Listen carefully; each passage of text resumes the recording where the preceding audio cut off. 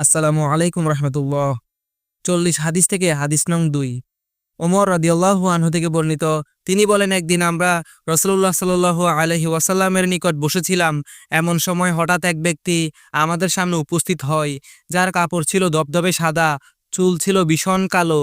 তার মাঝে ভ্রমণের কোনো লক্ষণ পরিলক্ষিত হচ্ছিল না। আমাদের মধ্যে কেউ তাকে চিনতে পারেনি। সে নবী সাল্লাল্লাহু আলাইহি ওয়াসাল্লামের নিকট গিয়ে বসে, নিজের হাঁটু তার হাঁটুর সঙ্গে মিলিয়ে নিজের হাত তার উরুতে রেখে বললেন, হে মুহাম্মদ সাল্লাল্লাহু আলাইহি ওয়াসাল্লাম, আমাকে ইসলাম সম্পর্কে বলুন।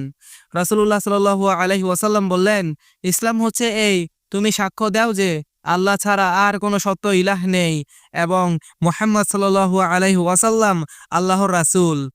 সালাত প্রতিষ্ঠা করো, জাকাত আদায় করো, রমাদানে সাওম সাধনা করো এবং যদি সামর্থ্য থাকে তবে আল্লাহর ঘরের হজ করো। লোকটি বললেন, আপনি ঠিক বলেছেন। আমরা বিস্মিত হলাম। সে নিজে তার নিকট জিজ্ঞাসা করেছে, আবার নিজেই তার জবাবকে ঠিক বলে ঘোষণা করছে। এরপর বলল, আচ্ছা, আমাকে ঈমান সম্পর্কে বলুন।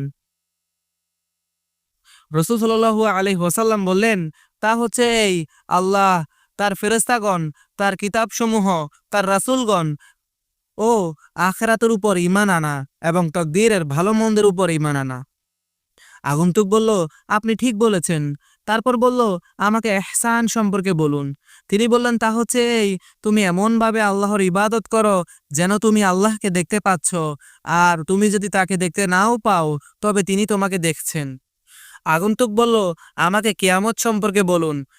রাসূল সাল্লাল্লাহু আলাইহি ওয়াসাল্লাম বললেন, যাকে জিজ্ঞাসা করা হচ্ছে সে জিজ্ঞাসাকারী অপেক্ষা বেশি কিছু জানে না। আগন্তুক বলল, আচ্ছা, তার লক্ষণ সম্পর্কে বলুন। রাসূল সাল্লাল্লাহু আলাইহি ওয়াসাল্লাম বললেন, তা হচ্ছে এই, দাসী নিজের মালিককে জন্ম দেবে, সম্পদ ও বস্ত্রহীন রাখালগণ উঁচু উঁচু প্রাসাদে দম্ভ করবে। তারপর ওই ব্যক্তি চলে যায়, আর আমি আরো কিছুক্ষণ বসে থাকি। তখন তিনি আমাকে বললেন, হে ওমর, প্রশ্নকারী কে ছিলেন তুমি কি জানো? আমি বললাম, আল্লাহ ও তার রাসূল অধিক ভালো জানেন। তিনি বললেন, তিনি হলেন জিবরিল আলাইহিস সালাম।